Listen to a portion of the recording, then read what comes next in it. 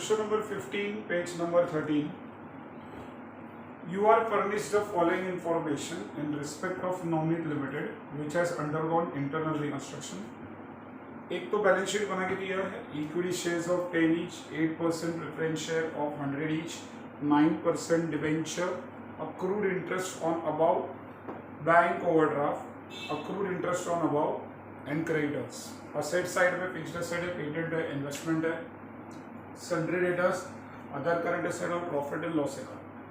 Capital reduction account नीचे बना के दिया हुआ है, उसमें डेबिट साइड में है 2 bank, 2 profit and loss account, 2 patent, 2 investment, 2 debtors और 2 फिक्स्ड एसेट। क्रेडिट साइड में है equity shares, preference shares, debenture interest, interest on overdraft और सन्ड्री क्रेडिटर। फिर उसके बाद बैंक अकाउंट नीचे बनाया हुआ है, बैंक अकाउंट में दिया है 2 इन्वेस्टमेंट, 2 इक्विटी शेयर, कॉल नहीं है वो, 2 इक्विटी शेयर कैपिटल है। क्रेडिट साइड में है by balance carried down, 8% preference share capital, interest on overdraft, creditors, capital reduction account और by balance carried down. You are required to pass the journal entry in the books of Navneet Limited and prepare the balance sheet of Navneet Limited after reconstruction. तो अभी सबसे पहले तो अपने को journal entry पास करने के लिए बताया गया, तो we have to pass the first journal entries. Journal entry in the books of Navneet limited. अभी ये सब में दो नया बात कि कैपिटल रिडक्शन अकाउंट पहले से बना के दिया है और बैंक अकाउंट भी पहले से बना के दिया है, तो सीक्वेंस जो है एंट्रीज का सीक्वेंस, उसके हिसाब से अपने को एंट्री पास करनी है। अभी जर्नल एंट्री का सीक्वेंस दिया हुआ है जेई नंबर के नाम से, तो जेई नंबर में जो सबसे पहला जर्नल एंट्री है, जर्नल एंट्री नंबर 1, तो कैपिटल रिडक्शन के क्रेडिट साइड में अगर देखेंगे तो बाय इक्विटी शेयर मिलेगा जर्नल एंट्री नंबर 1 पे। तो बाय इक्विटी शेयर्स का जर्नल एंट्री नंबर 1 है, तो कैपिटल रिडक्शन के क्रेडिट में है, इसका मतलब कैपिटल रिडक्शन क्रेडिट हो गया तो इक्विटी शेयर डेबिट हो गया, मतलब एंट्री आएगा equity share capital account debit, equity share capital account debit, और कैपिटल रिडक्शन के क्रेडिट में है तो कैपिटल रिडक्शन क्रेडिट हो जाएगा, तो यहाँ पर आएगा 2 कैपिटल रिडक्शन। और अमाउंट जो वहां पे दिया हुआ है 3,50,000 कैपिटल रिडक्शन के क्रेडिट साइड में दिया हुआ है 3,50,000। Narration be. अब ये जो equity shares to capital reduction ऐसी जो एंट्री होती है, तो इसका मतलब ये होता है कि यहाँ पे reduce in the value of shares होता है, तो नरेशन आएगा being value of equity shares reduced.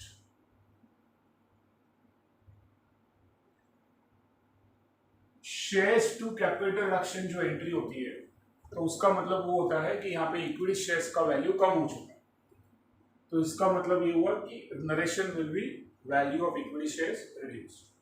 Second entry, entry number 2, entry number 2 capital reduction के क्रेडिट में दिया हुआ है, तो कैपिटल रिडक्शन के क्रेडिट में देखेंगे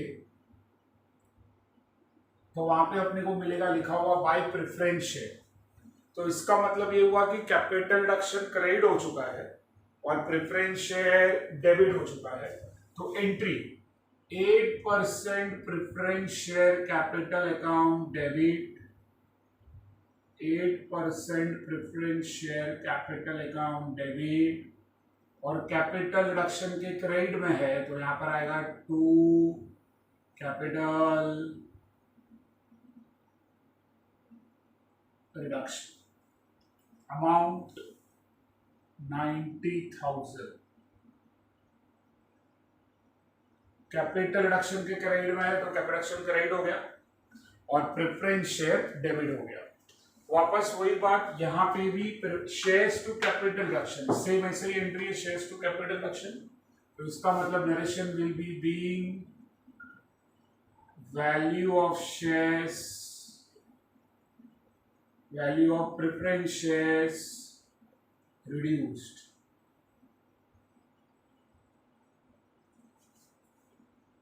Entry number 2 is over. Entry number 3, capital reduction के क्रेडिट में दिया हुआ है by debenture interest. Entry number 3 capital reduction के क्रेडिट में दिया है बाय डिबेंचर इंटरेस्ट। इसका मतलब कैपिटल रिडक्शन क्रेडिट हो गया तो डिबेंचर इंटरेस्ट डेबिट हो गया। तो entry will be debenture interest account debit, debenture interest account debit to capital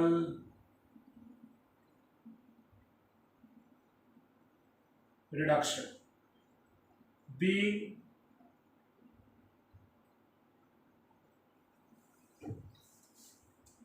narration. अभी अमाउंट जो है पहले 54,000 दिया हुआ है तो यहां पर आएगा 54,000।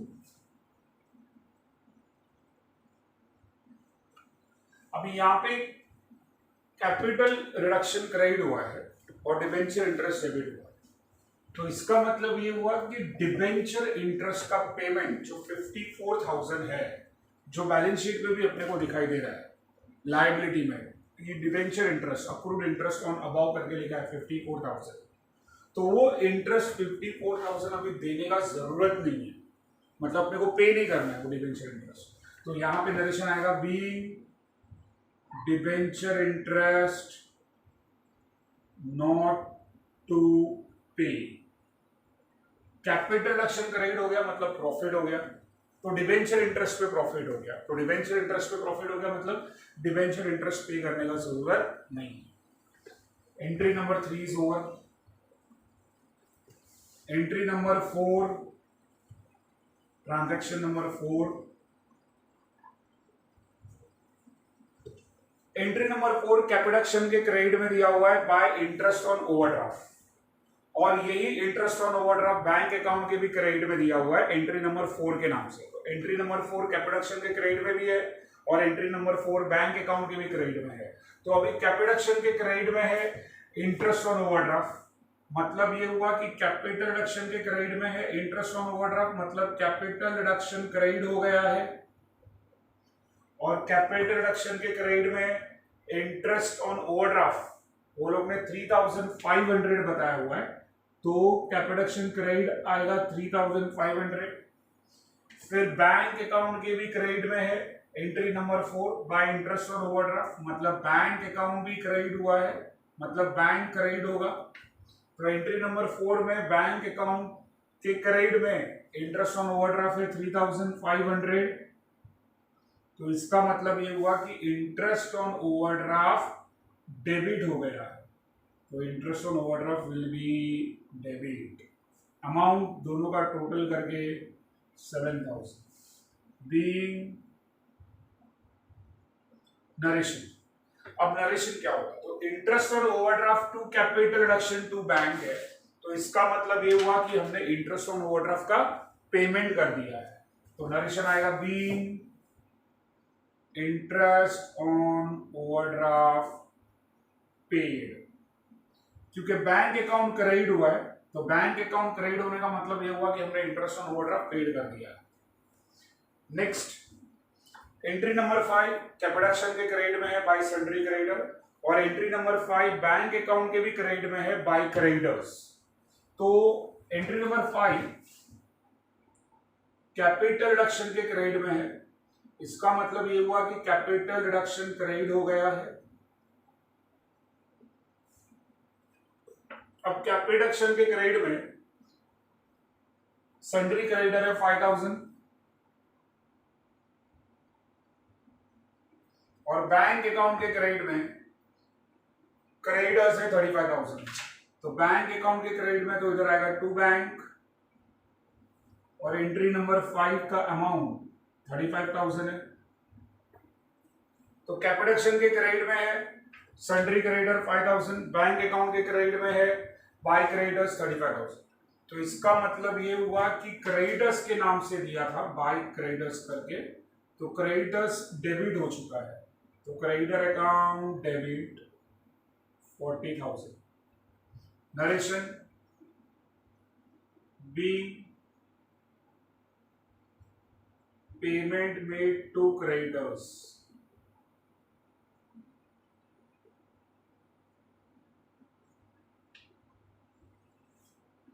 Entry number 5 is over. Entry number 6,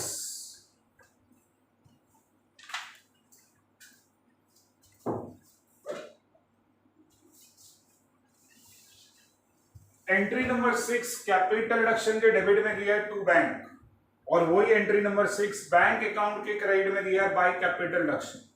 तो इसका मतलब ये हुआ कि कैपिटल रिडक्शन के डेबिट में टू बैंक है और बैंक अकाउंट के क्रेडिट में है बाय कैपिटल रिडक्शन। तो कैपिटल रिडक्शन अकाउंट डेबिट हो चुका है, capital reduction debit to bank. Capital reduction के डेबिट में टू बैंक है, कैपिटल रिडक्शन के डेबिट में टू बैंक है, इसका मतलब ये हुआ entry will be capital reduction account debit to bank, amount is 18,500। और ट्रांजैक्शन क्या है, नरेशन क्या है, तो ब्रैकेट में लिखा हुआ है उधर, तो जो 6 नंबर है जर्नल एंट्री 6, ब्रैकेट में लिखा है रिकंस्ट्रक्शन एक्सपेंस, तो यहाँ पे नरेशन आएगा being expenses paid,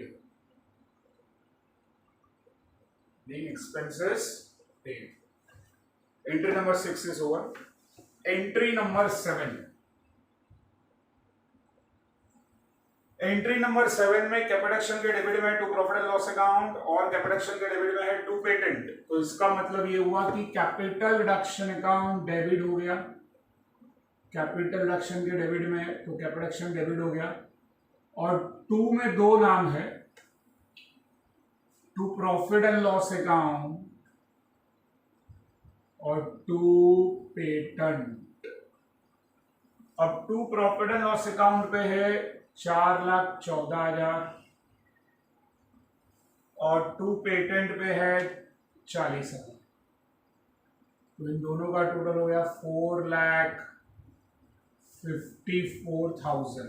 capital reduction के डेबिट में है तो कैपिटल डेबिट हो गया, और टू में प्रॉफिट एंड लॉस है और टू पेटेंट है। Narration being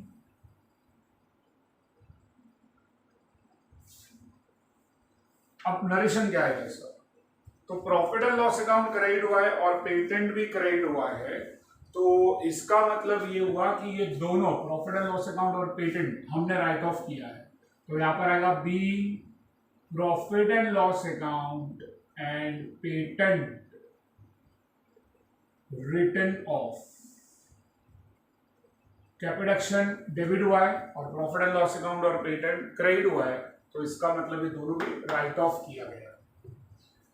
transaction number 8, entry number 8,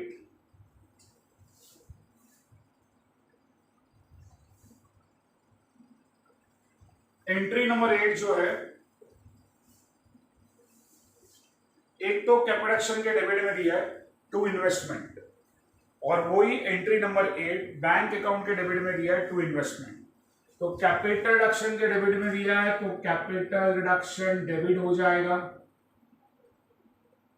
अच्छा, एंट्री नंबर 8 पे कैपिटल के डेबिट में अमाउंट है 5,000, फिर बैंक अकाउंट भी डेबिट हुआ है, तो यहां पर आएगा bank account debit, bank account के डेबिट में भी अमाउंट है, तो बैंक अकाउंट के डेबिट में है 27,500। कैपिटल रिडक्शन के डेबिट में है entry number 8 to investment, bank account के डेबिट में है एंट्री नंबर 8 टू इन्वेस्टमेंट, और यहां पे आएगा टू इन्वेस्टमेंट। तो कैपिटल रिडक्शन के डेबिट में था तो कैपिटल डेबिट हो गया, बैंक के डेबिट में था बैंक डेबिट हो गया, टोटल 32,500 बी। अच्छा, नरेशन, अभी यहां पे बैंक अकाउंट डेबिट हुआ है और इन्वेस्टमेंट क्रेडिट हुआ है, तो इसका मीनिंग ये हो गया कि हमने इन्वेस्टमेंट सोल्ड कर दिया है, तो नरेशन आएगा being investment sold. Entry number 8 is over. Entry number 9, entry number 9 capital के डेबिट में दिया है टू सन्ड्री डेटर्स, और वही एंट्री नंबर 9 कैपिटल के डेबिट में दिया है टू फिक्स्ड एसेट। तो इसका एंट्री कैपिटल रिडक्शन के डेबिट में है तो कैपिटल रिडक्शन अकाउंट डेबिट हो जाएगा। और तो टू में एक तो डेटर्स है, तो यहां पर आएगा टू डेटर्स 15,000, और टू में फिक्स्ड एसेट है, तो यहां पर आएगा टू फिक्स्ड एसेट, अमाउंट है 10,000, टोटल 25,000। अब कैपिटल डेबिट हुआ है, डेटर्स और फिक्स्ड एसेट क्रेडिट हुआ है, तो narration being value of asset reduced.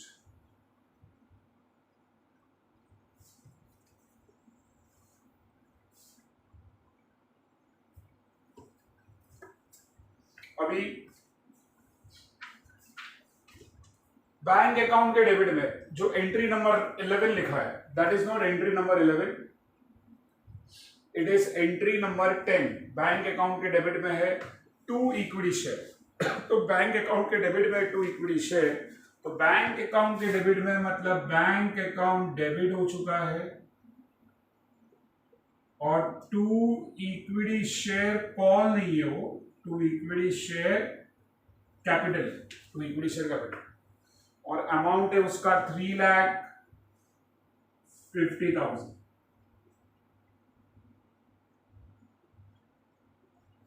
Narration being,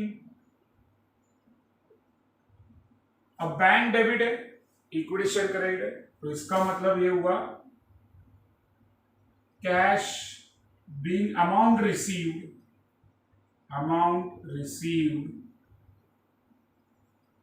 on equity shares, equity shares पे अमाउंट रिसीव्ड हो चुका है। Entries are over.